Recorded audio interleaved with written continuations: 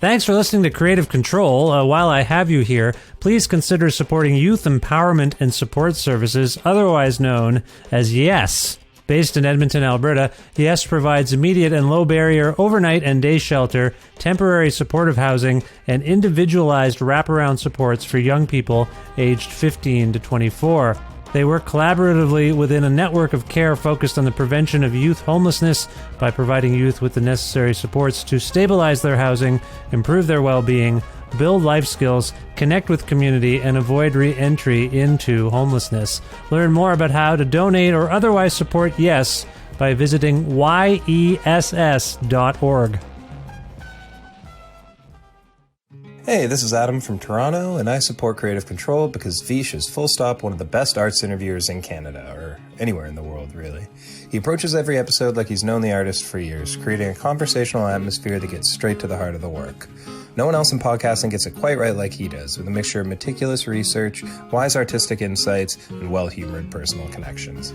I proudly support Vish and Creative Control on Patreon. You should too.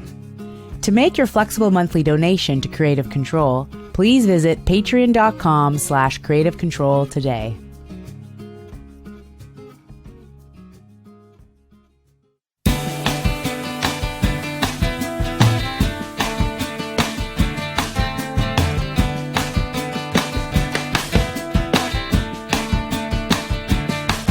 Things are shit, but they're gonna be okay.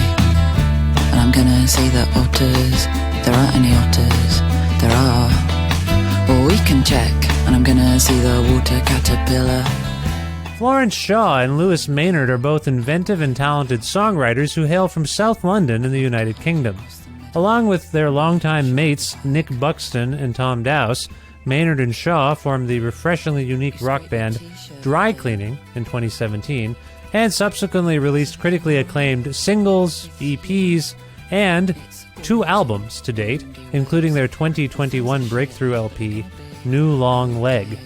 On October 21st, 2022, 4AD released Stumpwork, the second Dry Cleaning full-length and one of the most brilliant and compelling records of the year.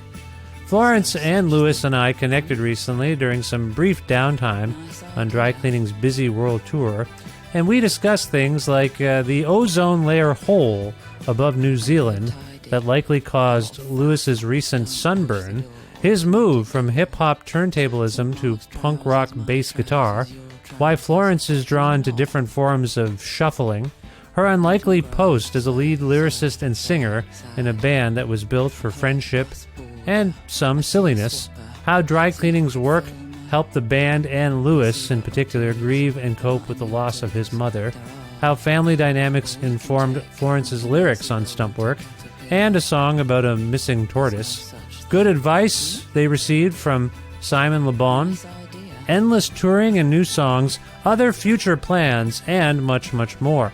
A part of the Entertainment One network with the support of listeners like you who follow and subscribe to this podcast and spread the word about it, and make flexible monthly donations at patreon.com/Creative Control, which is the primary source of revenue for all the work that goes into making this show each week. Again, please visit patreon.com/Creative Control if you are so inclined to support the show with a monthly donation. With additional support from Blackbird Music, a well-stocked record store with locations in Edmonton and Calgary, Alberta, and wonderful staff who will happily help you fulfill anything you want. Say you want to order a copy of Stumpwork by Dry Cleaning. I mean, that's easy. You just go to blackbird.ca, type stuff in, particularly the words Stumpwork or Dry Cleaning, and you should be able to order yourself a copy right there. Again, that website, blackbird.ca. Plus in-kind support from Pizza Trocadero, The Bookshelf, and Planet Bean Coffee, respectively, in Guelph, Ontario, and Grandad's Donuts in Hamilton, Ontario.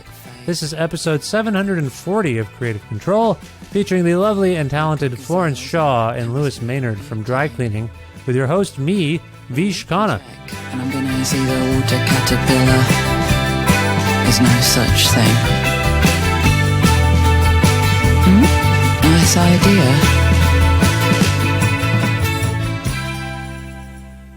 Hi, Florence. How are you? I'm good, thanks, Vish. It's nice to meet you and see you even though we're nowhere near each other. Where in the world are you today? We're in Auckland, in New Zealand. Also, I should say, how are you? Oh, that's nice. I'm good. This is I don't know if you know this. It's like a bit of a running gag on the show where I say, "Hey, how are you?" And people say, "I'm fine." And I go, Oh, "Okay." really? I don't mean to be. I didn't know that. No, it's just a funny thing, and I've been trying to stop myself from saying, "I'm fine too. Thanks for asking," because it gets a little awkward. And I have a theory that it's mostly Americans that don't ask me how I'm doing. You have just blown that theory out of the water. And but as Canadians, we're related, aren't we? I'm a Canadian. How would you designate yourself? I suppose my passport says I'm British, so let's go with that. Okay. Well, again, we as Canadians have to be deferential to the British based on our previous history. So I will just say, no problem. I'm doing fine. Thanks for asking. You're in Auckland, New Zealand, presumably on tour. Is that correct? Yep, very much on tour. We just flew from Tokyo to here a few days ago. And then next we're going to Australia. Wow, that's a whirlwind. I was about to say it's the start of a very long tour. Yes, we got some laminates the other day, and it was quite scary to see all the dates on one piece of paper. Scary is an interesting word to use because we're hearing this a lot from musicians, the daunting nature of touring, how sustainable it is, all these sorts of things. We can get into that in a moment, but I should say, and we should all say, Lewis, are you there? I heard you. I heard you there, Lewis. How's it going? Hello. I'm very well, thank you. And how are you? Oh, I'm well. Thanks for asking. It's very kind of you. I appreciate your courtesy and manners. No, it's nice to see you, Lewis. Presumably, do you know you're not Americans, in the same... Oh, no, we're not in the same hotel. Yeah, sorry. I was about to say, do you know how you said Americans don't ask how you are? The easiest way to confuse an American is to say, "Are you all right?" Which is like a very British term of kind of just saying hello. Yes. But if you say to an American, "You all right?" they get so confused. What are some of the responses you get to "Are you all right"? What have you heard back? In the UK, you should just respond, "Are you all right?" back. Oh. Or yeah.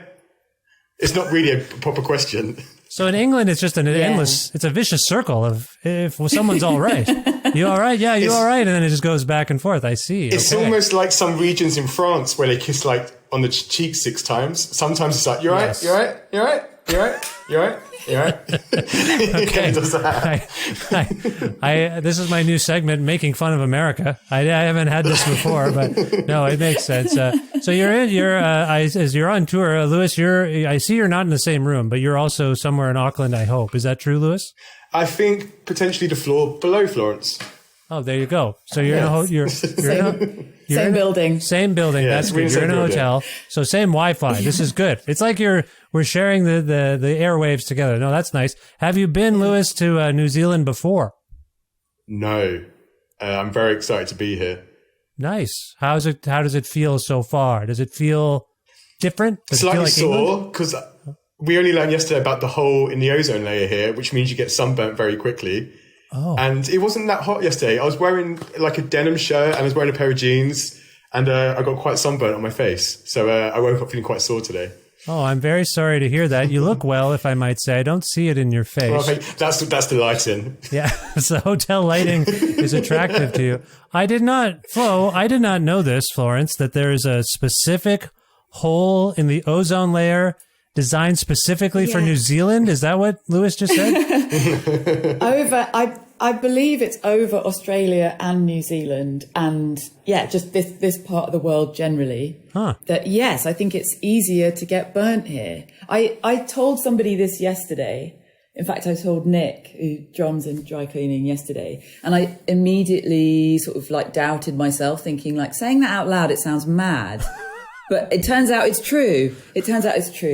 And that it is easier to get sunburnt here. So, yeah. Well, evidently from Lewis's experience, I'm very sad and sorry to hear this. Having learned this information, Lewis, do you go on Wikipedia? Do you dig into why the hole is larger over where you are? Is it your fault somehow? You specifically? Did you figure this out? I think it's been here for a while. I think it's getting better. So I like to think it's not my fault. Yeah, apparently it's been better since I got here. Okay, well, this is news. I've had, I will tell you, 3 artists or guests, I guess, from New Zealand on the show this year, and that's unprecedented. It's never happened before. So something's going on in New Zealand. I had Brett McKenzie and then the Beths. They were all on, and I had to do this weird time zone thing. What are the odds you guys made time for? First of all, thank you so much for making time for me on tour. That's very kind of you. I don't know what I've done to deserve this honor, but thank you so much. But yeah, what are the odds? Another New Zealand call. I'm just trying to figure out time zones. You're also, as I'm speaking to you, it is Monday, December 5th. What day is it in New Zealand, Florence? I think it's also, oh no, it's Tuesday. Come on. Yeah, I was about to say it's also Monday. I haven't got a clue anymore. I've completely lost track of like what day of the week it is, what time it is. But yes, it's Tuesday and it's 10 past 11 in the morning. In the morning. Oh my God. Okay. Sorry. That's very weird. That's strange. It's super weird. Okay. Well, jet lag, you okay? You hanging in there? Is it weird? Like you're disoriented or are you okay? It's the right answer from any band traveling. I appreciate that. Yeah, no, that's fine. I think we're technically the furthest away time zone wise as we can be from the UK. I think at one point in the year you can be 14 hours. By the moment we're plus 13 hours. It's bizarre. It's so bizarre. But I hear the people are very nice. I'm sure, Lewis, if you they're amazing. Stop someone on the street and ask for a balm for your sunburn, they'd hook you right up. That's what I think. Well, I actually had some, when we arrived 2 days ago, I went to the supermarket and they had these paper bags, which we don't really have in the UK. And I put too many items in it. And then while I was walking down the street, it broke like very Home Alone style. And they went all on the floor. And I wasn't too sure how I was going to get my items home because I was like halfway between the shop and our hotel. And some kind lady stopped. Two people actually stopped and both gave me bags. Oh, which is really sweet. That's lovely. So people are friendly here. Yeah, I've heard that about the New Zealand people, and that was my experience, if I may generalize based on 2 conversations I had in the year 2022. But they seem very nice, so that's lovely. Well, listen, I appreciate the time and place, however bizarre it is. I appreciate the setting. I want to thank you again for being on the show and congratulate you on your work thus far, particularly Stump Work. It's a wonderful record. Florence, I just wanted to say that to you both. Thank you for being dry cleaning. And how are you feeling? It's been a successful year, I think. It's been a weird year. And I gather from some of the information I received, a tough year for you guys personally. But how are you feeling being in dry cleaning at the moment, Florence? Great. I mean, yeah, it feels good. It's certainly strange in some ways. It's a strange lifestyle, you know. It's a weird job, but it feels really good. Yeah. I mean, we played to like 700 people in Tokyo the other day, which I mean, I feel sort of a bit speechless about. It's like so far from where we're from, and just a completely different world in so many ways. And then there are these people there that know our music. It just is really mad. Yeah, no, it's remarkable. Do you feel like, I know you're inside of it, it must be hard to tell. I don't know, Florence, have you been in other bands before this one? I should ask you that first of all. No. Okay. No, this is my first band. Okay, so you have no way to compare the success and the speed of the success with anything else.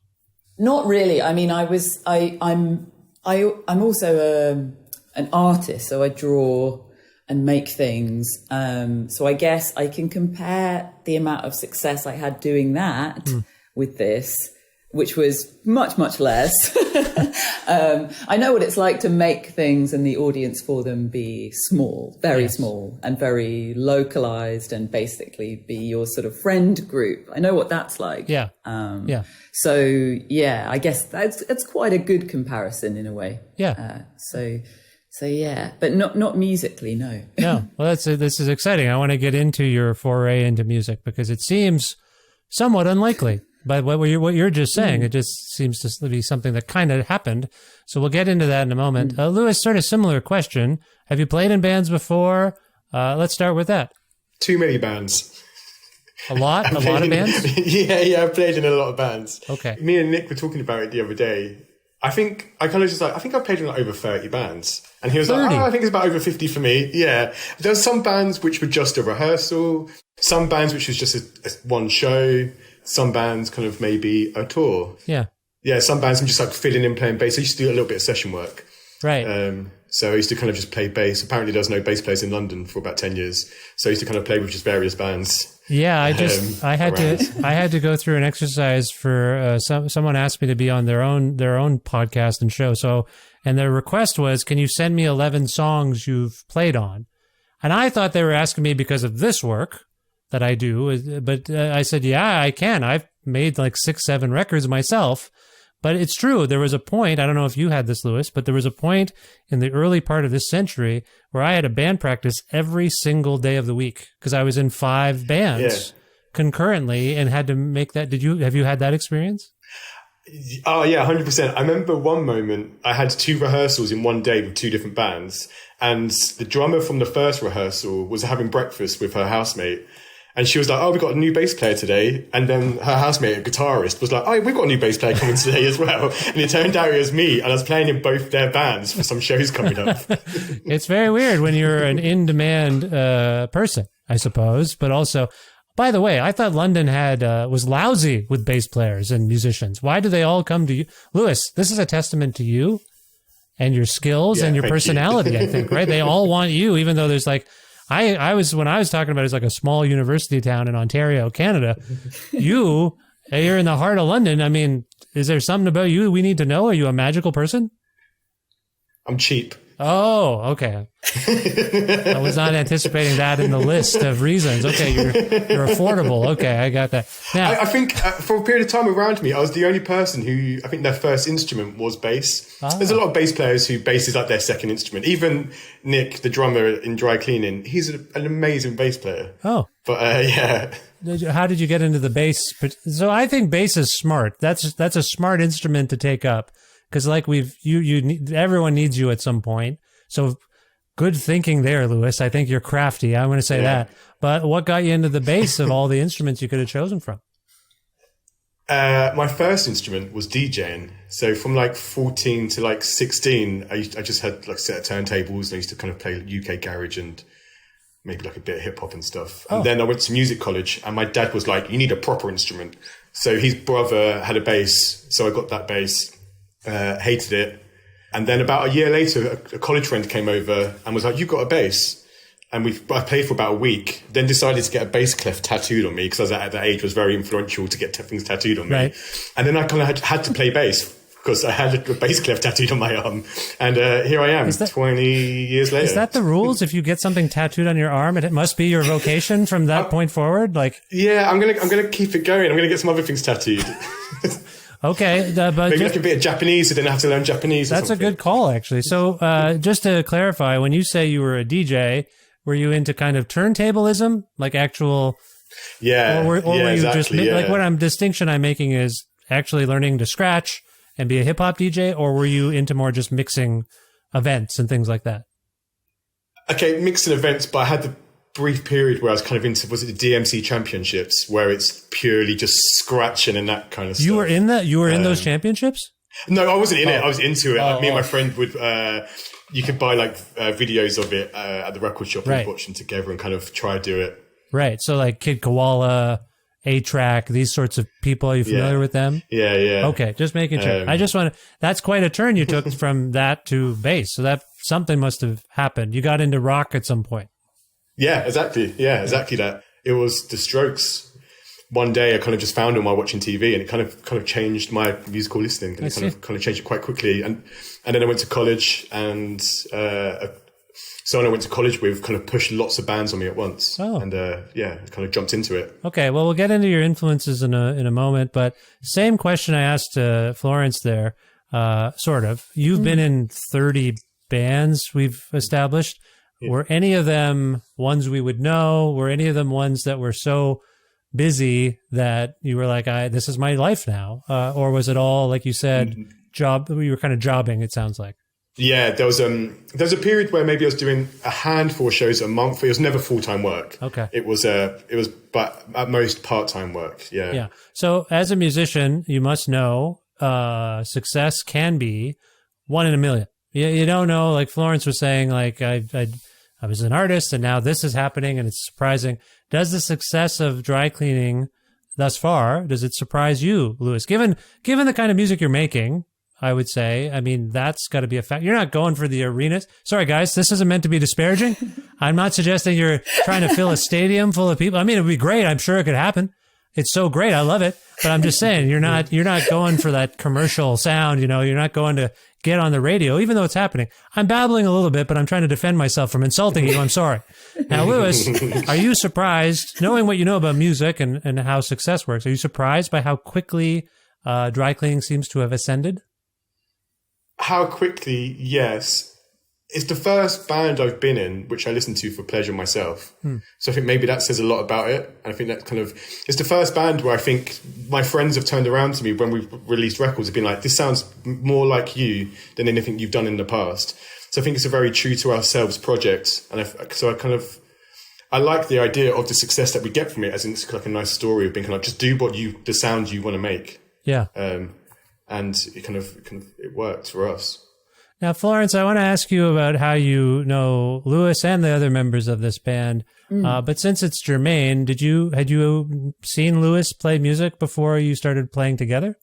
Oh, yeah, plenty of times. We'd known each other for about 10 years, something like that, when we started the band. We met when we were like 18, 19, right? Yeah. Oh, yeah. So, yeah, we've known each other for a long time. So, yes, I had seen him perform a lot. He's also, I mean, it's worth saying that he's a great performer. Like, really, people talk about the way that Lewis moves on stage and performs on stage. He's got his own thing, and it's, so I was pretty thrilled to be in a band with him. Nice.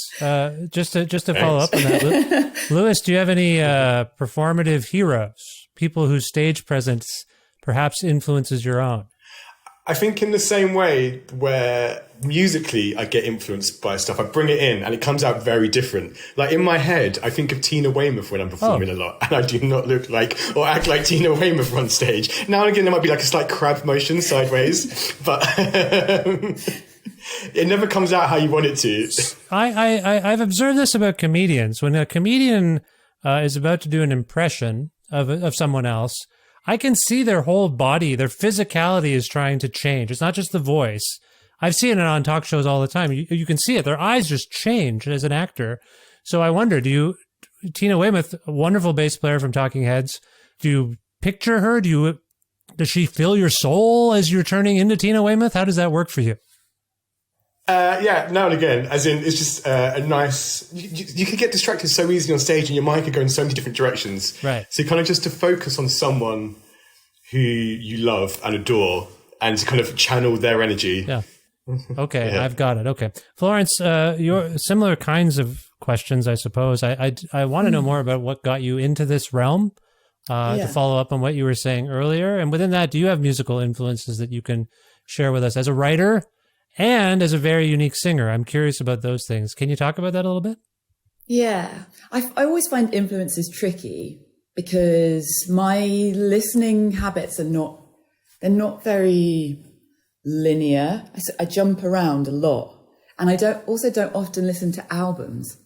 I'm kind of a real, I feel like I'm a shuffler. Remember when shuffle came in as a feature? I was I was like exactly the right age where from that point on, I just like never listened to albums again. And I always listened to like just tracks on their own. So it's funny. It's like, it's not a really traditional kind of musician's sort of, I can't reel off albums and bands in the same way that some musicians can. And I was always listening as a fan rather than someone who was also making music, because I only been doing that quite recently.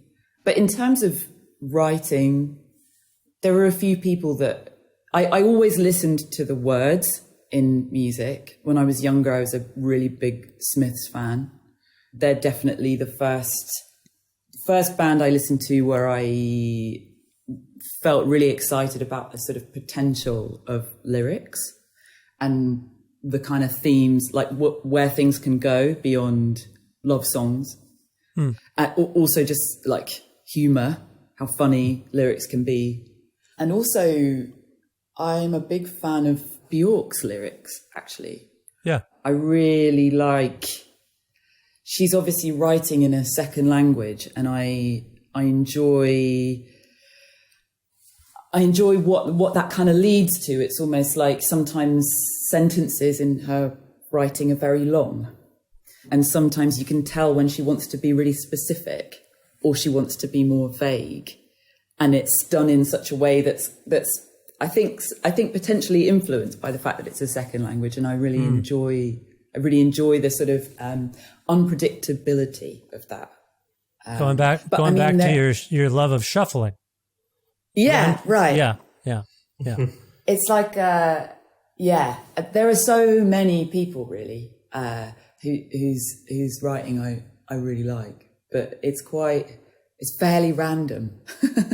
Well, I think everything you're saying checks out in terms of your approach as a singer and as a writer, if I may say. Do you feel like shuffle, like, so for those who am I kidding? No one young listens to this show. Look how old I am. I was going to say, for those who are younger and don't remember shuffle, there might be people who don't know the technology, but shuffle, I think you're referring mostly to the CD. Well, no, I guess iPods had them too, but CD shuffling was quite different. It was like you pressed a button on your CD player, you put your record in, your CD, and you press a button and it just picked its own sequence. So you didn't have to listen to the album in order, which was kind of weird. I didn't understand why that was. There was also the iPod Shuffle. That's right. I'm thinking of literally the shuffle, so the MP3 feature, right? Because it's almost hard to remember that was at one time a new thing. that they actually advertised as a feature. They'd show the logo and be like, shuffle. That seems so weird because that's just really normal now. Do you think, Florence, that shuffle kind of anticipated the prominence of internet music consumption? Because what you're getting, totally. when you say I don't listen to an album, I like to go on shuffle. I'm an albums person myself, and because I think records represent context. A band where a band is. Sorry, I have you can see maybe to my left, I have a bunch of records, and if I pull one of those records out and it's from 1965, the odds are good you can find out what that artist was going through in that week or month they were making the record, or what was going on socio-culturally, historically, and how all of that seeps into their music. They may not be writing about a riot or an assassination, but it's in the air, right? Because of the context. So I like records it's why I don't like, it's funny you say shuffle, because a friend recently reminded me that I told him that I hate greatest hits records. And I said, I said that? I don't remember saying that. I say things I don't remember I say them. That's just who I am. And they said, it always stuck with me because you said there's no context. Anyway, the shuffle is all about being surprised constantly by something because you put everything on that shuffle. And yet you're like, surprise me, machine, and it does. But now the internet is like this. We're all meant to be generalists. No one knows anything. Oh, I like hip hop. I like whatever. I like Latin music. And you're like, how can you like all these things? But that's how we came up. We were open-ended, open-minded music listeners. Anyway, sorry, I went on another one of my rambles. Florence, do you feel like the shuffle has anticipated internet consumption? And do you think you are a product of that, in a sense, in terms of how you write? Because you talk about English as a second language. We'll go through it in a moment because I have your lyric sheet in front of me. Some of it sounds like English might be your second language, if I might say. Not to be disparaging. I love it. I love it so much. I love reading. My son refers to one song, Quenchy Cups. Am I pronouncing that correctly? He's like, are you playing the song about the otters? I'm like, yes. Yes, I am. And then my wife was just chuckling at every lyric in the last 2 days because she finally listened more closely. So it's very funny. Anyway, again, I'm going on a rant and a tangent, but it's complimentary. My point is, do you feel like you are a product of the internet as an artist yourself? It's hard to say because I think to a certain extent it's just part of my personality. I've never been that bothered by... It's almost like the opposite of what you're saying about albums and things and wanting to know the context. I care very much about context, and I think context is kind of almost everything when it comes to subject matter. I think the things around something are far more important than the thing itself, often, and have a lot more to do with the meaning of the thing. But I also like to totally ignore context. Like, I feel like I don't like knowing a lot about bands or musicians. I feel like it always slightly spoils it for me because I always have quite a complete picture in my mind, even if it's like totally sort of made up. And then when I find out the real facts, I always feel a bit sad and yeah, things always lose something for me when I know too much about them. And so, yeah, maybe I've always like collected things, but never like all sort of like bottle caps or something. It's more like I collect things because of the type of thing they are. Right.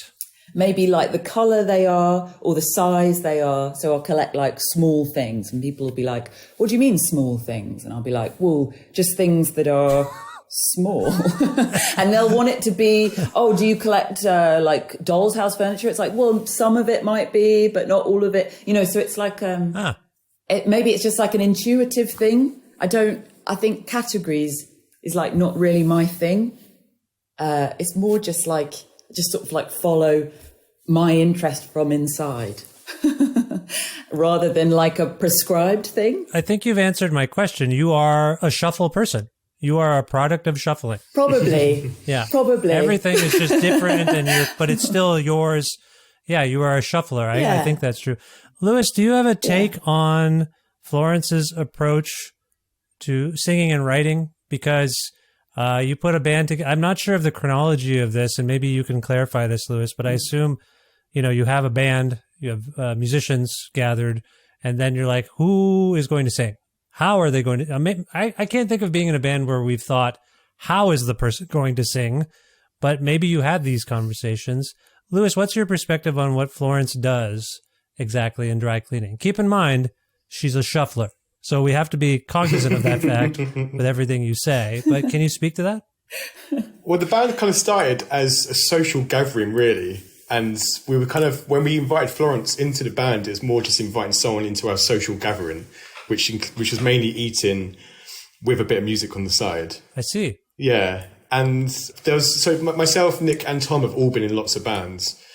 And when we were talking about inviting someone else in, our first point was we wanted to bring someone in who wasn't a musician, just to kind of change our perspective and kind of like, and how our approach to kind of music, because we've done it for so long and you kind of normalize all the really rubbish points about being in a band, and it's just accepted that you do that. Yeah. It's just accepted that you leave work at lunch and kind of miss out half a page to go to sound check and kind of, but you don't sound check till 7 p.m. because the sound engineer is 4 hours late. Yes. And kind of like all these like silly things that you do and you've just been doing it for years. So to bring someone in and then try to explain to them why we do stuff, be like, oh, we don't have to do that.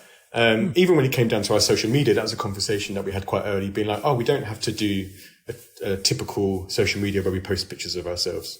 So we brought Florence in to kind of, to change our perspective, and also have someone to come in and I kind of maybe thought that Florence is going to be less musical than she actually is. For someone who'd never been in a band, she has like impeccable timing and can recreate what she does, because we improvise a lot and we write while improvising.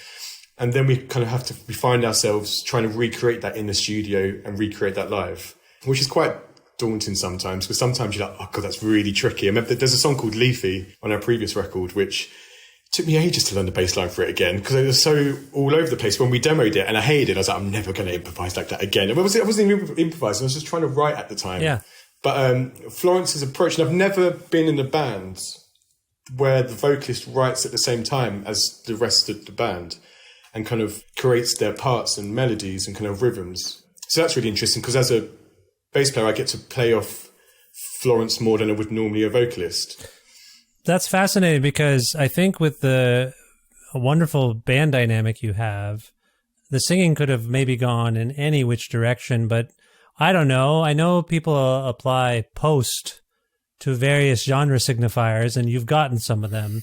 But there are parts of this, like I come from kind of a punk background, so there's parts of it I'm like, this is like could be a post-hardcore thing. Like it could be some of it feels very postmodern for whatever that means. I don't know if that's necessarily a music genre, but there's like a self-awareness to it that I love. I just love the music so much. But you could have easily had someone screaming over every song, and we would have been like, yeah, that makes sense. You went a different way, Lewis. Like, that's fascinating to me that you have someone who primarily is speaking, but when they aren't, and let's just pretend Florence isn't here right now. And when they aren't, it's a bit like when I hear you sing about Gary Ashby and you put that little lilt in like Gary, like it's so lovely. It like opens up the record all of a sudden. So I just want to go back to Lewis for a second on this. Like, did you articulate what you wanted to, like you talked about the cliches, I think, and what you didn't want, but did you articulate what you thought Florence could be doing within this dynamic? Like, did you guys have a conversation along these lines? No, I think Nick had sent Florence some Grace Jones tracks. Is that correct? Is that correct, Florence? It was a host of different things. It was the Anemic Boyfriends and Grace Jones and a few Will Powers, a few tracks, but and he sort of sent, it was a text with just links because he knew I was nervous about going to the rehearsal because I kept sort of putting it off, and I think he just sent it just to sort of affirm, like, you can do whatever you want. Like, we don't think you're going to come in and like belt out a tune. Yeah. Like, like you can approach vocals in any way. Like, here are a few vocals I love that are not sort of like fantastic. That sounds wrong because obviously Grace Jones is a fantastic singer. What I mean is, it's not people who've kind of like, you know what I'm saying? Crooner, like super gifted, multi-octaves. Yeah, exactly. Yeah. Exactly. People where they were sort of born to sing, you know?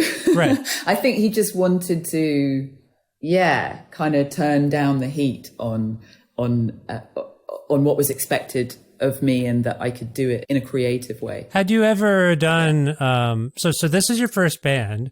Had you ever performed publicly as a poet or any other kind of spoken word artist? Like you mentioned your visual art background, but have you done? Yeah. Had they seen you do something? The rest of the band, had they seen you do something in public where they thought, "Yeah, Florence can do this," or no? No. That's fascinating.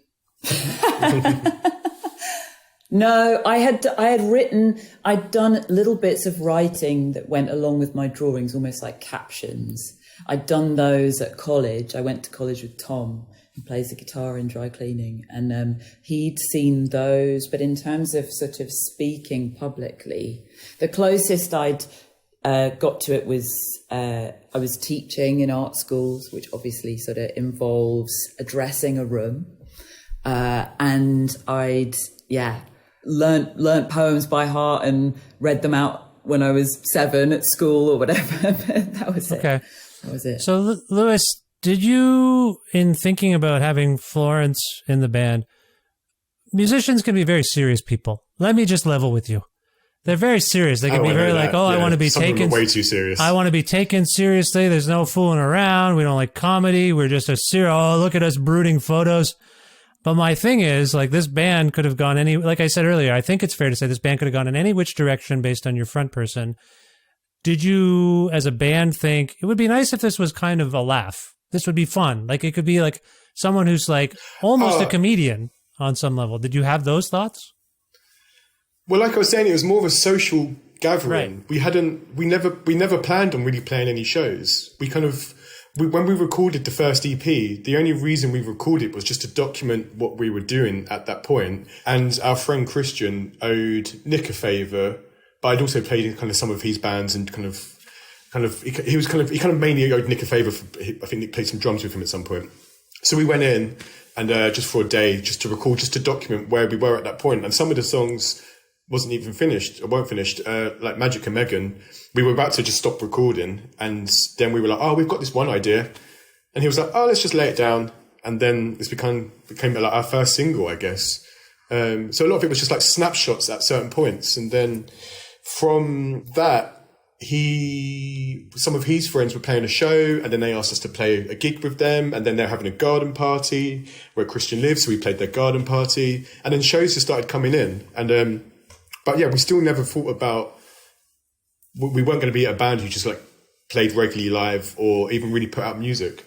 So a lot of happenstance in this whole story on some level. Is that fair? Yeah. And as a result, our main aim for it was just to be fun. Right. And just to be like a fun social like gathering. That's the other thing you might be familiar with in particular, Lewis, is the band you take the most serious does okay, but then the thing you're kind of doing as a goof takes off. I've had that a bunch of times. Yeah.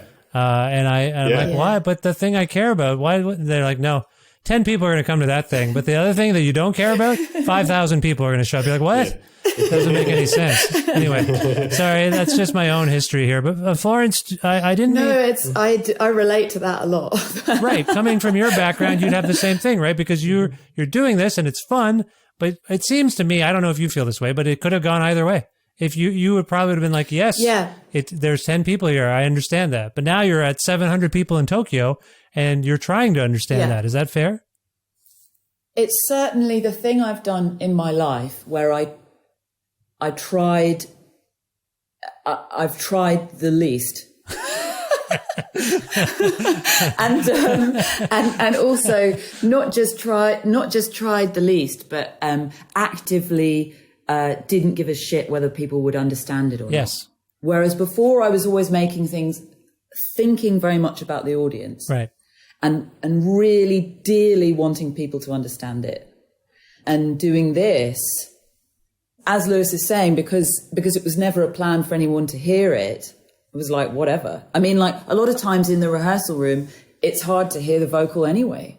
So kind of purely, to begin with at least, and even still now, there are times when we're writing where it really is just for me. I mean, like, because I am literally the only person who can hear it. And obviously I have a knowledge now that there's going to be an audience at some point.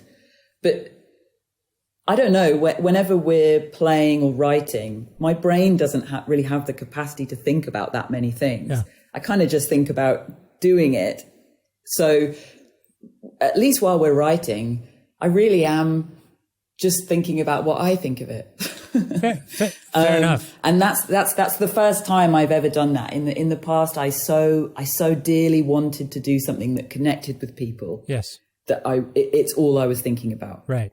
And that's. Can I add to that as well? I think that's kind of, I've said this recently. I think part of what I think anyway is the secret of like our success in whatever way, because there's an honesty to like I think how everyone performs and how everyone writes. It's just we're kind of writing for ourselves and for each other at the moment. And when we're writing, we never think about where it's going to go. Yeah. We never think that we're going to be playing this song 13 hours in the future in New Zealand.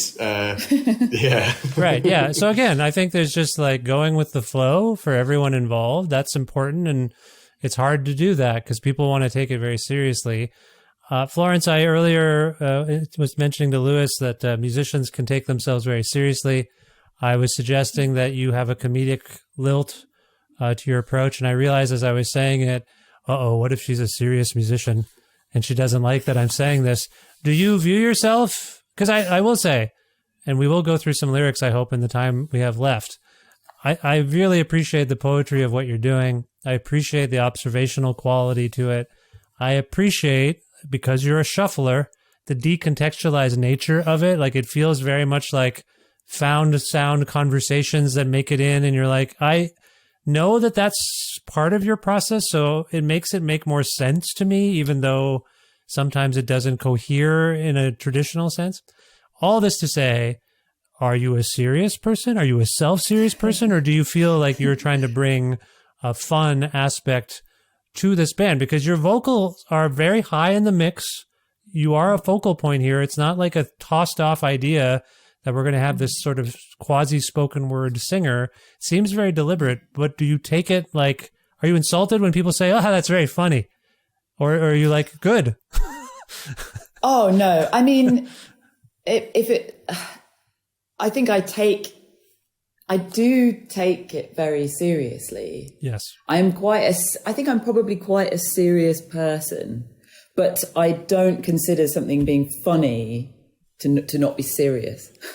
That is I care a lot about humor, you know. It's probably one of the things I think about the most. I'm one of those annoying people where occasionally if something's funny, I'll want to talk about why.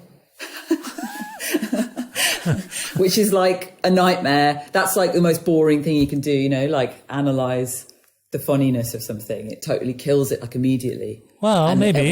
when I'm in a group, I do have to like try to not do that, like not talk about like, oh, that's really funny because when he said that earlier, it was like this, da, da, da, da. And I can see that people are like, yeah, like shut up. You're ruining the kind of thing we liked about it by talking about it too much. Yes, exactly. I do things like that sometimes. So it's kind of, both, I guess.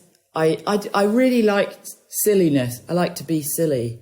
It's like one of the things that it calms me the most. I'm happiest when things are just kind of absurd and unexpected things happen. I really like silliness. Well, it seems to me maybe, and I know you mentioned some potential influences and whatnot, but are you someone who feels like just being a lead singer in a band is inherently sort of silly? Like just the totally. Yeah. Yeah. I think it's like my main sort of hook into this role of being the front person, in that I find it really easy to sort of laugh at the whole premise. Yeah. And also laugh at the fact that it's me doing it. I feel an unlikely person. And also something I do find funny is like that there are lots of times when I find it kind of inherently painful to be the front person. Yeah. And that is funny to me. Like the idea of somebody sort of squirming the whole time, but doing this thing that is like basically about showing off, or often about showing off, or wanting lots of attention.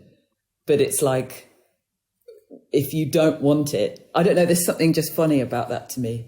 And I don't even mean sad funny. I mean literally funny. I do find the whole thing very amusing. It's kind of tragic. It's something like, I don't know. Yeah. It's tragic. I mean, maybe. I don't know. It just seems like a hilarious thing to accidentally wind up doing. Yeah, no, that's what I think that's what I'm getting at. I want to read some lyrics here from Quenchy Cups. I alluded to this song earlier. By the way, I had to Google Quenchy Cups to be like, what in the hell is a Quenchy Cup? And it turns out, is it like a little juice box or something? Or is that right? What normally happens is when we have these like jam sessions moments, Nick will record them to his phone so we don't forget them, and he will just name it whatever we've been talking about or the first thing that comes to his mind. And sometimes it sticks as a title, and I guess that's one of those situations. Yeah. Lewis, do Quenchy Cups still exist? I think so. Yeah, they're okay. They probably should be banned by now. It's one of those ones that's got lots of like illegal E numbers and chemicals, and I don't think they taste good. I googled it, and I don't think I could find a product like after 1998. So I feel like something happened. There'd be a shop somewhere. That's about the last time I drank one. We used to get given them at school, and I think 98 is probably the last time I had a Quenchy Cup. I want to read a couple of sections here because this made my wife laugh a lot today. I'm pro tidy. Oh, I'm glad to hear it. I just want you to know. I'm pro tidy. A lot of faff. Don't push the door. Automatic door. St. Mark's trousers. My trousers. Your trousers. Can you not? And then later, a polite bus boarder, a seat swapper, secret filmer. All of this makes me laugh. I will tell you that. I picture it all happening. But what does being pro-tidy mean exactly? That's the one where my wife literally said, did she just say, I'm pro-tidy? I really like that. And she sent it to her friends who have like British, I don't know, she viewed it as kind of British or something. Is that an expression? What does that mean? No, it's not an expression. It's always a surprise to me when things come across as British because, yeah, obviously it's a byproduct. It's your delivery, yes. It's a byproduct of yeah. It's not intentional, but pro tidy. I think I like to be tidy. But maybe it's but maybe it's also to do with, so I often struggle to be organized, so I'm sort of doomed to be a person that loves tidiness, but just like can't be or struggles to be. So this is autobiographical. I said earlier that this feels very observational, like maybe you overheard someone say something. Is there some balance between what you're conveying about yourself and what you're just picking up from people as you're walking around? It's a blurred thing. Yeah. Like some of it will be, I feel like, but that's like the mind, isn't it? It's like your own stuff and other people's stuff all just sort of in a big soup, which is sometimes one of the things that makes it hard to think, sometimes if you're like empathetic or whatever, especially, if you're alone, you can kind of connect with what your thoughts actually are, but around other people or also perhaps if you're anxious, I'm a bit anxious. And I find that sometimes my thoughts and feelings, other people's thoughts and feelings and things that you see and things you hear are all just like a big flan. Yeah, I don't want to, in your mind. I don't want to play this callback too hard, but it seems to me your whole brain might be on shuffle. Like you just everything is like. I mean, maybe not in a bad way. I think, but I mean, but also is anyone's not? Yeah. I mean, and maybe some people are just very sort of one track and are able to kind of. Maybe you have to be a Zen master or something, or maybe that's a different. We met one. Oh, nice. We met one just a week ago. But anyway, we did. So maybe that's the thing. But yeah, for me, okay. No, I appreciate it's loud. that. It's loud in there. It's loud in your brain, in your mind. Yeah. Okay. Yeah. I can tell. I just want you to know. I can kind of tell. Lewis, do you have any take on Florence's lyrics on this particular record? And within that, I wonder if I know, my condolences to you, Lewis, in particular. I understand you lost someone very close to you, and I'm going to ask you to speak on that because I think it's relevant to this band and this record. Can you talk a little bit about the circumstances in terms of making this record and how you feel they might inform maybe what Florence is singing about and maybe also the mood of the record generally? Yeah, sure. So, was it a week after New Long Leg came out? My mum passed away, and she was a big champion of the band, like a big reason why the band started. Really, like I think she encouraged Florence to kind of continue coming to rehearsals and kind of. When I talk about the social gathering that Dry Cleaners started as, I think my mum was kind of a part of that as well, and kind of she was the one who was kind of like feeding and entertaining us. So she'd been ill for like 3 years by this point, like terminally ill. We kind of knew she was going to kind of go at some point. I'm so sorry. I'm so sorry for you. I feel very fortunate in lots of ways because when she first got diagnosed, she had 2 months to live and she lived for like another 3. So I got to know her a lot better. And she kind of got to see me get to a point, like artistically and kind of like career-wise with this band where things were kind of about to start, kind of like the record came out and went to number 4 in the album charts, and then she died like 2 days later. So I was kind of like, I was always quite happy that she got to see that because she got to see, because she'd been really supportive, like my bass, she bought me my bass and kind of like, she'd like always been really supportive, like, and kind of helped me do music as much as she could and as much as I could. So that was always nice to see. So there's lots of blessings within her death that I feel fortunate about. But yeah, we were writing, the months before she passed away, the day before she passed away, we was in the studio, the day she got put into a hospice. And then we kind of started writing again like 2 weeks later. And I think... And that's all for this record. This record exactly, yeah. And I think the distraction that the band gave myself, but also like each other and my family as well at that point where it was like a very confusing, obviously, time, I think was extremely like helpful and powerful.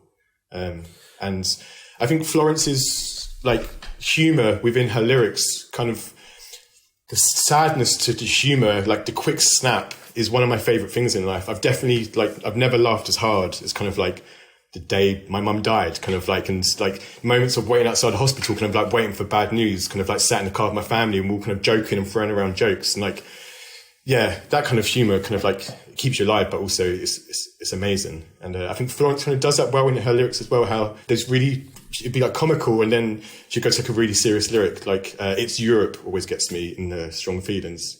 And yeah, those moments I really enjoy. Well, I want to say that I appreciate your candor, and I appreciate, this is heartening to hear, if I may, like that's lovely. And again, I my condolences to you and your family, but it sounds like you see blessings in there. Speaking of lyrics that might capture such moods, again, I don't mean to dwell on Quenchy Cups, but the first line, things are shit, but they're going to be okay.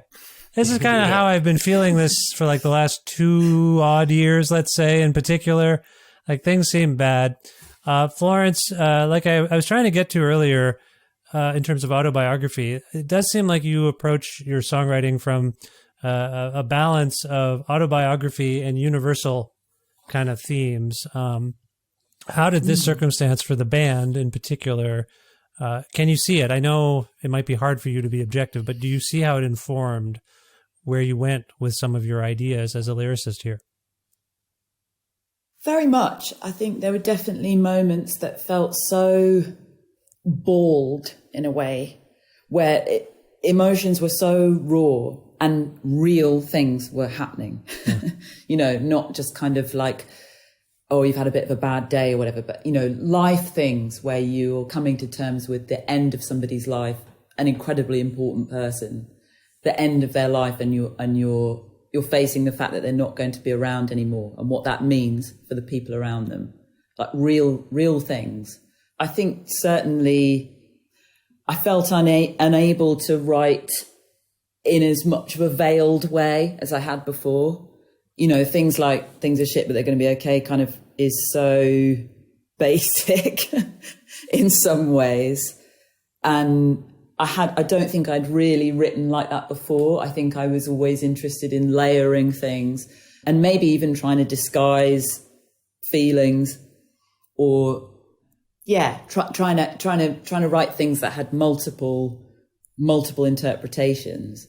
But I think a lot on this record, there's more writing that is a bit more automatic, where there's a sense that we needed to write things to hold ourselves together, you know, and so it just felt more direct.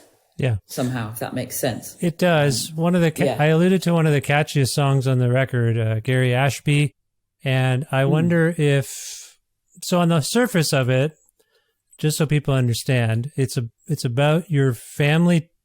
Is it your family's tortoise, Florence? No. Okay. But it's about a family that names their tortoise, like it has their family name. Basically I'll just read. Yeah. We gave you our family name in the lockdown you escaped. Gary Ashby, it was a bad surprise. Have you seen Gary? So people clearly missing their tortoise. On the surface, very funny. Yeah. But what I couldn't help but think of is, oh, this is Florence thinking about family, the dynamic of family, as Louis and others in your band struggled with the difficulty of, you know, being in a family, like the joy and pain of being in a family. So I wonder if that's what you mean. Like it's kind of a veiled way of talking about family dynamics and what you go through as a family together, losing a pet. In this case, it's a little absurd, but I feel like that's, I don't mean to disparage the tortoise community, but I don't know too many people who have this situation where it runs off. How can it even run? Anyway, my point is, is that a way of you metaphorically dealing with something personal?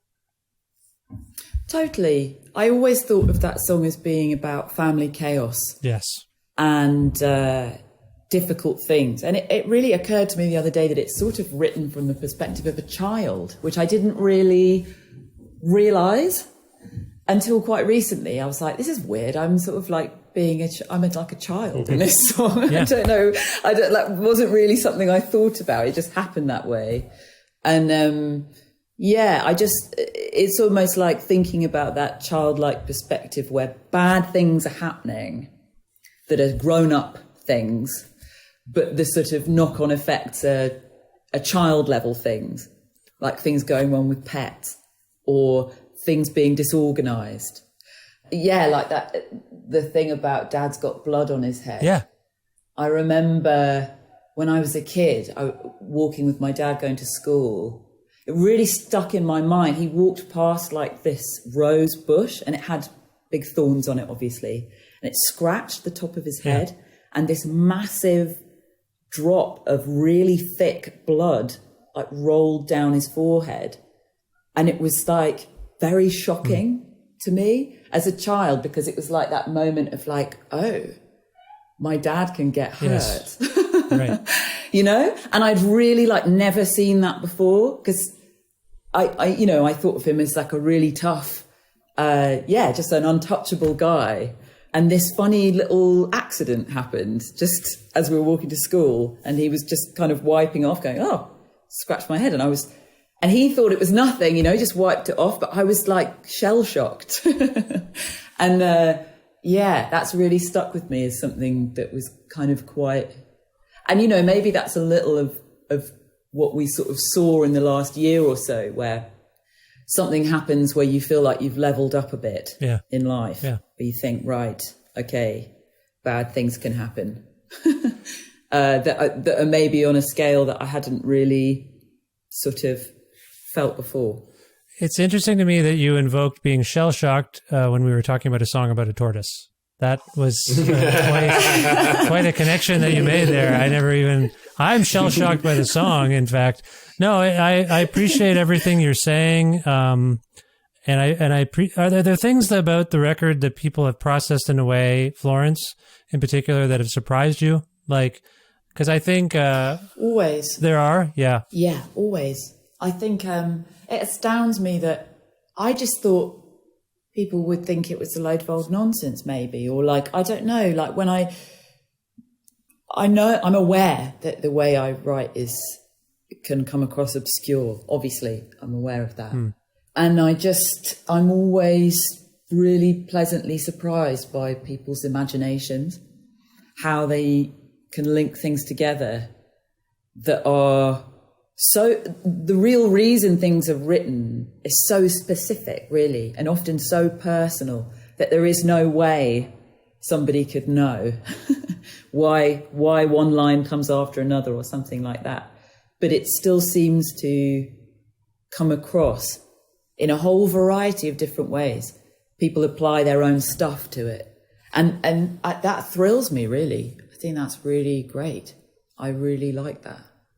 I just want to say I appreciate what you were saying about being surprised that people thought or recognized maybe that song, Gary Ashby, was being sung from a child's perspective.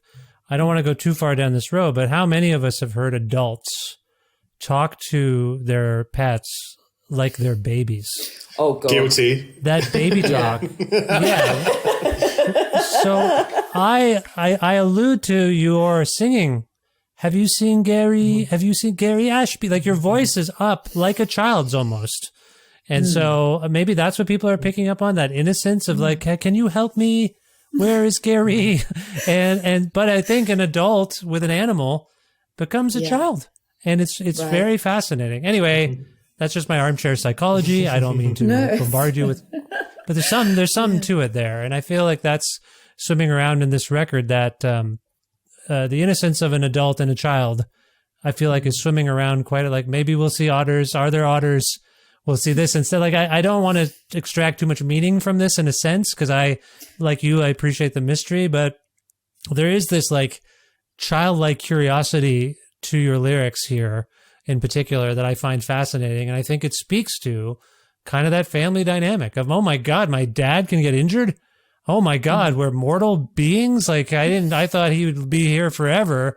That's a huge revelation for a child. Anyway, similar kind of question for you, Lewis. Is there anything about the reception to stump work or dry cleaning generally that has surprised you to the point where you're irritated? Where it's not exactly the same question, but as you go forward, people foist things upon you. You're this, you're that. Is there anything that you're like, the reception to this record or the band generally, where you're like, cut it out. Enough. I don't want to hear this anymore. Anything like that? You kind of touched on it earlier when you kind of just said post. We're kind of out of the other side of it now, but we went through a long period where people just saw all spoken word, well, with a guitar as post-punk, and that was all post-punk is just spoken word with a guitar. Yeah.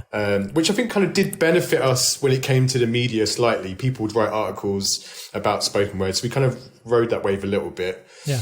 But I hope with the new record, we've kind of opened it up, especially with like Anna Calls from the Arctic, to kind of show, because I don't have an issue with the term post-punk. Most of the records I listen to are post-punk. It's just not the genre that people refer to it as now. I see it as like post-punk as like an early 80s thing. Yes. Kind of like a Gang of Four kind of like, or something. Yeah, and kind of like Grace Jones, and kind of like my favorite record label is like Z Records, and kind of like it's like noise to disco. And I kind of just call that all post-punk. Or kind of like, obviously called no wave as well, but kind of like I kind of just see that as like post-punk. So I hope we've kind of, that's opening it up a bit, because it felt very lazy and it kind of got a bit boring after a while of just people calling it post-punk. And I hope us as a band have kind of reopened up that term slightly. If people want to keep calling us post-punk, that people kind of, oh yeah, it's not just British bands who do spoken word and guitar. Do you pay much attention? So are you, just to focus in on Stumpwork, like do you pay much attention, Lewis, to what people are saying about your band or this record? Not really. No. I think unlike the rest of the band, I quite like reading comments, because I think I look for the nasty ones. Right. Because it just amazes me that, like, if there was a forum and people were just talking about our band and people were saying horrible things about us, fine. But when people tag you and say nasty things, it just amazes me how someone would do that. Yeah, someone just did that to me recently, and I was like, what? Why? Oh, really? Yeah. The first time ever, actually. I don't think I've had it with this show, but they didn't like something I did, and they tagged me. And you know what I got to do? Delete it. Yeah. It was one of those ones where you can delete it. I'm like, yeah, why would I want this on my wall? It's my wall you're writing on there. So I deleted it. And then I found out on another thing, the same guy apologized to me. Oh, I'm sorry I put that on your wall. Because I took what they were saying. You know what? You are like me, Lewis. We have the negative bias. You can get 10 comments, 9 of them positive. The one negative, you're like, I'm writing to that person. I'm going to change that person's mind, maybe. Unfortunately, I don't write to them. But I feel I quite enjoy how kind of pathetic it is. I don't mind people saying bad things about us. I guess I kind of view it as pathetic if you do it directly to the band, and if it's like nasty things. I'm like, what are you trying to prove? Yeah, it's a weird. So I quite enjoy it. Yeah, people are weird. I feel like there's the subtext of a lot of Florence's lyrics are that people are strange and weird. That's what I pick up on. Yeah. Anyway, listen, I know you're in New Zealand and there's lots going on there, so I don't want to keep you much longer. I appreciate this conversation. I love your band. I love this record. So congratulations about all those things. Florence, I usually wrap up things by asking questions about future plans. Lewis was just saying that you're on tour for the next 17 years, so that's all booked up. There's nothing else for you to do. And where can people go? Here's my questions. Are you working on new stuff? Are there new songs percolating? Anything else new you want to tell us about?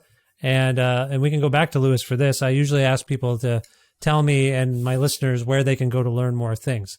Let's stick to the project-oriented or plans things right now for you, Florence. What's coming up next for Dry Cleaning? Well, yeah. So as you say, we're touring a lot. US, Europe, all start of next year. Yeah. And obviously the UK. And then we get a very rare bit of time off, which I'm sure... Which we asked for. Yes. Yeah, we should. asked for You should. Absolutely. Yeah. But I mean... Flo, tell him how we got the time off. Do you remember who told us to take time off? Oh, okay. The catalyst for us getting time off was Simon Le Bon of Duran Duran. Oh, what? telling me that we should make sure we got some time off. And pretty much straight away, I went to Lewis and I said, Simon's just told me that we should ask for some time off. And then I think we probably sent an email pretty much straight away. I messaged our manager straight away being like, we need time off. Simon Le Bon says. Sorry, was this a dream you had, or what was your run-in with Simon Le Bon all about? We supported them They played a show at Castle Howard, which is a big stately home in Yorkshire in the UK. And we supported them. Nice, that's And great. it wasn't a festival. It was just us and them. Good. It was They just must us have- and them, yeah.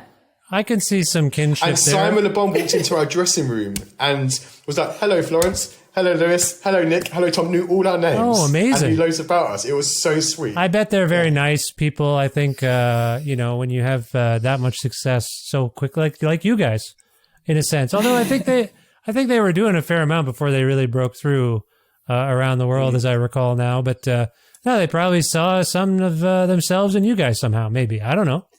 Who knows? They were extremely nice. And yeah, so a bit of time off. I mean, I tend to write all the time, like when things come up, I'm always writing things on my phone. That's kind of primarily where I write, which doesn't sound very cool, but it's true. Oh, everyone does it. People are making records on their it's phones. Normal. Yeah. It's normal. So yeah, but I'm sure probably in that little bit of time off, we might find time to do a little bit of writing around April, I reckon. We work pretty fast. Okay. Yeah. Good. That's great. So, Lewis, sort of similar question from your perspective. Is there new music percolating between the band itself, beyond what Florence is working on? Sorry, you're all in the same band. Don't get me wrong. You know what I mean? The instrumentalists. Is there stuff percolating? Well, normally it's all of us at the same time. who Okay, kind of there you go. Create. Yeah. And in Osaka, which was the last show we did, a kind of like an idea came out. It's never kind of like someone's playing a part and they look at someone else in the band and be like, "Hey, do you mind playing on this?" It's quite a natural organic. Everyone just starts playing. Yeah. And so we're kind of constantly writing, and there's a few tracks and stump work which kind of came from. There's a period in lockdown when New Long Leg came out where we had to do like lots of live sessions, and there was live sessions which we couldn't travel to. So we'd kind of do like a day of live sessions for different platforms, and a few songs came from that because we kind of just sat around with our instruments. And it's kind of when we're not thinking about writing, I think it's our most prolific time. As in, I always say at the beginning of a rehearsal, in the first like half hour while we're setting up, and in like the last half hour when everyone's kind of given up, is when we write most of our parts. Kind of like that's when, we can have an 8-hour rehearsal, and in that first half hour and last half hour is where like 90% of ideas come from. It's magical. I appreciate that you identify that. It is really letting go. It seems to me letting go for all of you has led to this, led to this success. And I mean success not in a crass way. I just mean like it's fulfilling when you create something this way. And together, like you're a real unit, and that's success to me, like spiritual success. Well, I said this the other day. What I get excited about this band, as in what it's going to bring out of me, as in like musically, as in I get excited when I'm holding my bass with everyone else around, the rest of the band around me, to see what kind of comes out, because we don't plan for it. We don't sit down and be like, let's write a song like this. Let's kind of like, we should go like slightly higher tempo, or we need like a shorter song. Like, it's just kind of what naturally comes out. So that is what excites me most about this band, I think. It's kind of, I have no idea what the next song's going to be. It could be today. We could write 5 songs today and sound check. Like, you never know. Yeah. No, that's great. I really am happy for you. This is even what you're describing is 1 in a million, going back to what I said earlier. So I hope it continues, and it sounds like it will. So that's great. Florence, if people want to learn more about dry cleaning, do you know where to send them in terms of the computers and the phones? I mean, our Instagram is extremely inactive, but it is where a lot of information about us is. You know, we have a website with merch and all that kind of thing. But yeah, our Instagram is probably the best place. It's at Dry Cleaning Band. Yeah, we've got a link there with everything you'd want to know, like tour dates and stuff like that. And we tend to post when either something fairly big happens or, gigs really. So yeah, it's all there. That's the portal. The portal is Instagram. Does Florence, does any one of you or more than one of you have the keys to the Instagram? Is anyone, is a follow-up question, is anyone forbidden from having the keys to the Instagram? No, not at all. It's pretty much the only place that you can reach us, like DM wise and all that kind of thing. Like we actually we man it. We're not particularly efficient at it, but we are we are there, you know, like we're on the other side of it. So okay, that's good. And to back that up, as in a guitar pedal company who I like sent us a message about a year ago, being like, "Hey, do you want some free stuff?" And I haven't replied to them, so people shouldn't be offended if we don't reply. Oh my God. Even things I want, Lewis, you better get on that DM. You need that stuff. I know, exactly. I need it. All right. Well, I want to go out on a song from Stumpwork, and I wonder. This is always curious when I have two people on from the same band. I'm going to pick one of you to choose it, but it's subject to debate. One of you can veto the other one, and then we have to go through like a parliamentary procedure to get the song approved. It's a bit arduous, but I hope we can have some agreement, I guess is where I'm coming from. Florence. yeah. I'm going to ask you to pick the song. Lewis, this means you have veto power and you can pick something else and we can have a debate. Florence, can you pick a song from the new album for us to play for people right now? Yeah, I would choose No Decent Shoes for Rain. And why would you choose that song? I'm really fond of it. It's my favourite at the moment. We also recorded it. It's a first or second take. So it was a bit of a surprise that it turned out, you know, that we like it so much. You know, we don't usually just rattle things off like that. And I think we all thought it was like a first run through, but there was just something a bit magic about it. Does this not also have a complimentary reality TV style music video? Yes, it does. Yeah, it does. Some behind the scenes footage and I hadn't thought about that. Spy footage, it seems like some of you don't even know you're being filmed through windows and you're putting on your masks and just trying to live your lives and someone's surveilling you. Is that okay? Sorry, I'm describing it for everyone. It's shot, like we shot it. It's us filming it. I think almost exclusively. But yeah, it's a little bit while we're on tour and a little bit at Rockfield where we recorded the album. Yeah. Lots of us sitting on sofas, basically. I feel like I got to know you from that video a little bit. Like I will say, it was nice. Has an intimacy to it. Like I got your personalities came through, and it made me relax a little bit because we don't know each other. I didn't know what it was going to be like. You're very serious. We agreed. You're self-serious musicians. Don't like to have a laugh. Just kidding. Sorry. It's very funny and very charming. Lewis, the ball is in your court. Do you veto this selection or do you agree? It was a lovely selection, wasn't it? I agreed with all of... I've never been in a debate class before. We don't have debate class in the UK. But I do agree with all of Florence's points. It is also one of my favourite songs on the record. And it's one of my favourite songs to currently perform live. We get to... I get to improvise a bit kind of in my parts towards the end of the song, which I always quite enjoyed doing as well. But... I feel like you've mentioned Quenchy Cups quite a lot of times now, and I feel like your audience kind of need to hear that song. Well, here's the thing. By the time they hear this, I will have made it so that the introduction of this episode, let's say under when I introduce you guys in post-production, really behind the mirror here, I'll put Quenchy Cups there, and it'll be like a bed. Well, I take back my point then. And no, it's a valid point. I'll give them a little sip of Quenchy Cups, if you know what I'm saying, and then it'll fade out, and then we'll be talking. They'll hear us talking for like an hour, and then at the end they'll hear this song and No Decent Shoes for Rain, and that's it. That's how it'll work. Does that make sense? That makes a lot of sense. And I think that's like a nice happy medium where everyone's happy. Everyone's happy. This song, by the way, I don't know if this is a coincidence, references New Zealand. Did you know that when you picked it? No. It's another Creative Control miracle. All right, let's just hear it right now. Well, but you know what? You know what the problem with that is? Okay, every time we play somewhere and the name of the place is in the song, I get really distracted and I forget the words. Like this happens in... I remember the first time... It happened in Tokyo. Yeah, it happened in Tokyo. The first time we played in the Netherlands, there's a line in Strong Feelings that goes, figures in a Dutch landscape. And I completely zoned out immediately after that line because I was obviously sort of staring at a room full of Dutch people. And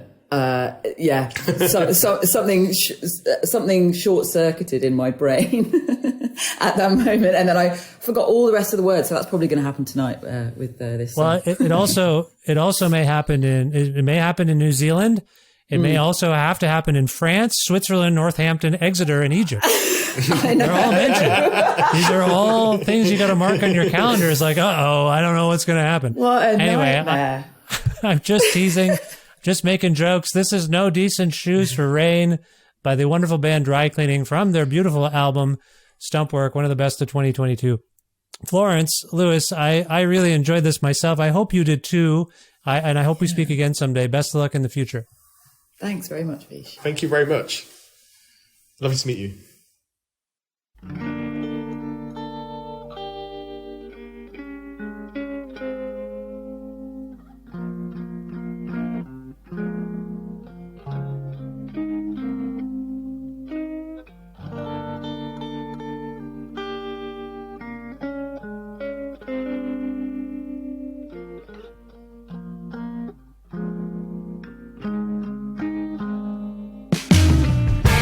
New Zealand, France, Switzerland, Northampton, Exeter, Egypt.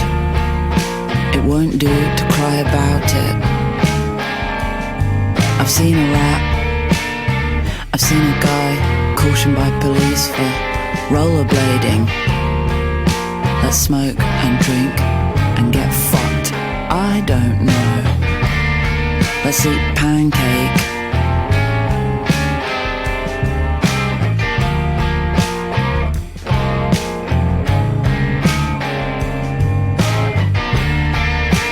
Take control of my mind or body anytime. Why do I trust you? The answer is I don't, and I never will. Let's eat pancake. I'm bored, but I get a kick out of buying things. Autonomy can be found at the shops. For me. For me.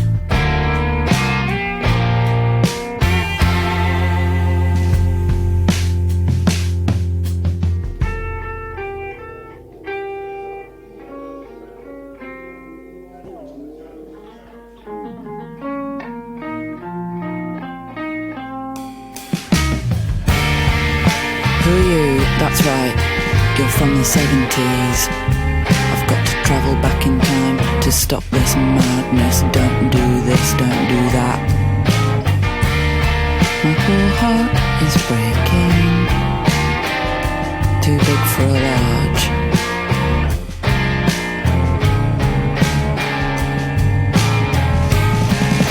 Too big for a large. Hey, couch testing man, lay it on my fine-ended car. Fry an egg on my bonnet. These lonesome evenings suck. Oh, you drink wine and go on holiday now? Okay, well.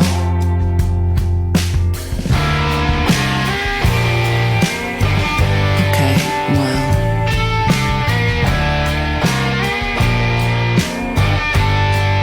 Okay, well.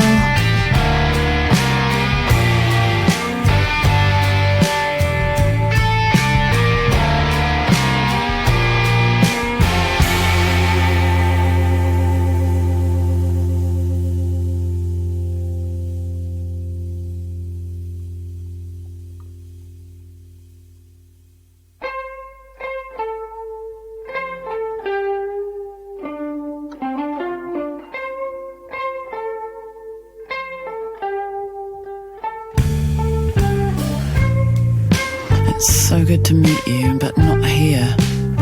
Not here, obviously.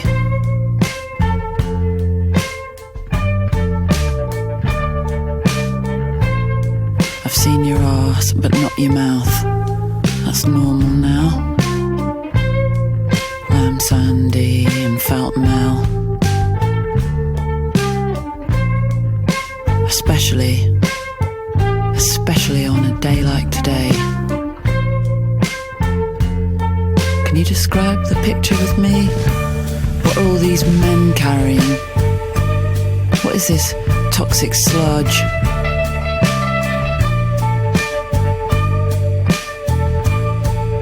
I don't know.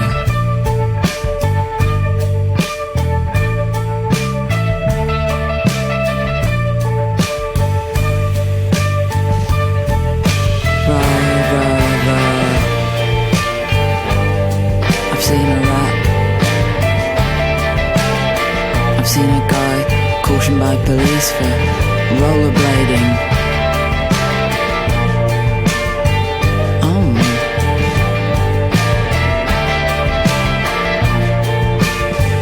Oh.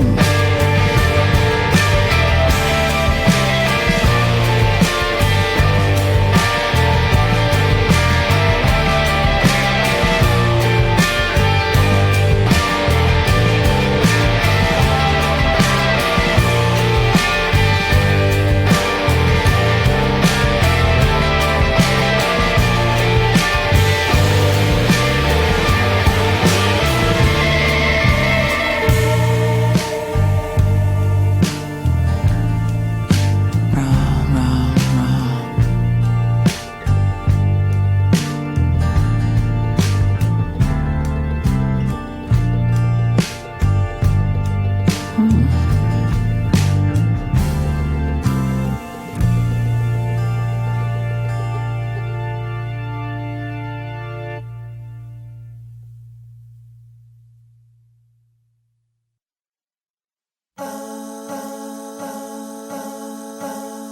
This has been a pretty great year for me in terms of music discovery, just getting into bands that I've kind of heard about a little bit, and then actually digging into their catalogs or their new records and whatnot, and feeling that feeling of like, holy Lord, this is great.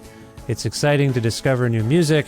Dry cleaning is no exception to this. I just want to thank Florence and Lewis for making time for me to talk about dry cleaning on this, the 740th episode of Creative Control, which is part of the Entertainment One podcast network and is available wherever you get your podcasts, pretty much. If you can't find an episode that you're looking for, or if you want to learn more about me and sign up for my monthly newsletter, please visit vishkhanna.com. You can like Creative Control on Facebook or follow the show on Twitter at vishcreative, or you can follow me directly on Instagram and Twitter and Hive, which may or may not replace Twitter for me, I don't know, at vishkhanna. Also, please visit patreon.com/Creative Control to make a flexible monthly donation to sustain and support the work that is done on this otherwise independent podcast. $6 American or more a month grants you access to exclusive content, like you get the episodes early. Sometimes I dig into my audio archives and resurrect some old tape from previous radio or print interviews, and I put them up there. As we're speaking, I enjoyed watching Steve Martin and Martin Short host Saturday Night Live, because I have to review it for a magazine. And I watched it. I just qualified that because people are like, you watching SNL every Saturday, Vish? I'm like, yeah, well, I have to. It's part of my job. But I love them so much, and I talked to them 3, 4, 5 years ago. It was a true honor to talk to Steve Martin and Martin Short. That's the kind of stuff. That wasn't meant for the radio. It was meant for a print thing, but I find it in my hard drives and whatnot, and I say, hey, let's present this. So anyway, it's that kind of stuff. And also, if you're interested in receiving a Creative Control t-shirt at that $6 or more level, message me on Patreon, and I will get you one while supplies last. Thanks again to the wonderful Alberta record business, record retailer, Blackbird Music, which you can learn more about and order things from their website there, blackbird.ca. Also want to thank Pizza Trocadero, The Bookshelf, and Planet Bean Coffee in Guelph, Ontario, and Grandad's Donuts in Hamilton, Ontario for their in-kind support for this show.